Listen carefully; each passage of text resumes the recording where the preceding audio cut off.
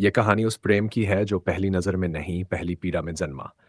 ये कहानी है एक ऐसे राजा की जिसने युद्ध तो जीते, पर अपने दिल से हार गया। और एक ऐसी राजकुमारी की जिसने सब कुछ खोकर भी प्रेम को नहीं छोड़ा।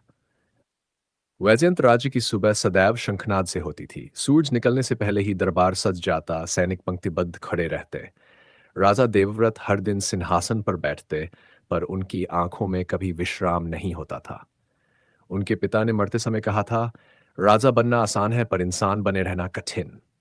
देवव्रत ने इस वाक्य को अपने हृदय पर पत्थर की तरह रख लिया था। उनके जीवन में कोई उत्सव नहीं था, कोई स्त्री नहीं थी जिसे वे अपना कह सकें। राज्य के मंत्री अक्सर विवाह का प्रस्ताव रखते, पर राजा हर बार कहते, जब तक मन स्वीकार न करे, सिंहासन भी बोझ है।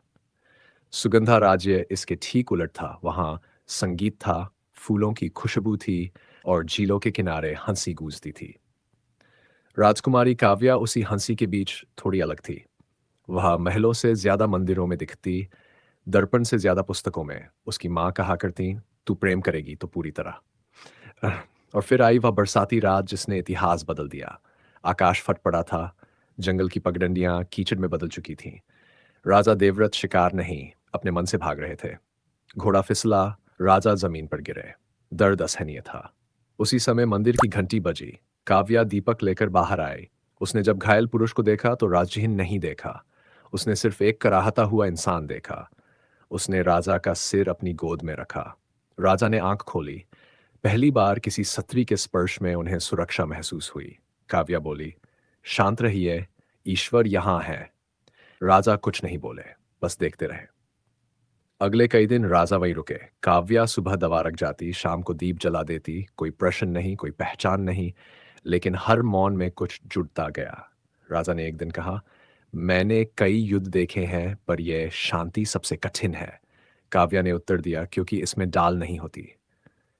राजा लौटे पर अधूरे। महल में सब वही था, पर अब सब फीका। काव्या की चुप्पी राजा के भीतर शोर बन गई थी। कुछ महीनों बाद राजनीति ने दोनों को फिर मिलाया। दरबार में जब काव्या आई तो राजा के हाथ कांप गए। पहचान हो चुकी थी, पर शब्द नहीं।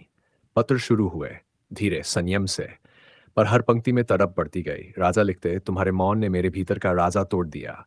काव्या लिखती, आपके घावों ने मेरे भीतर का भय मार दिया। मंत्रियों को यह प्रेम खटकने लगा। उन्होंने राजा को समझाया, प्रेम राजा को कमजोर करता है। राजा बोले, नहीं, ये मुझे इंसान बनाता है। लेकिन राजनीति इंसान नहीं देखती। एक झूठा आरोप लगाया गया, काव्या को राज्य से निकाल दिया गया। राजा चाहकर भी कुछ न कर सके। उस रात राजा ने पहली बार अपने मुकुट को जमीन पर रख दिया। काव्या जंगलों में भटकती रही।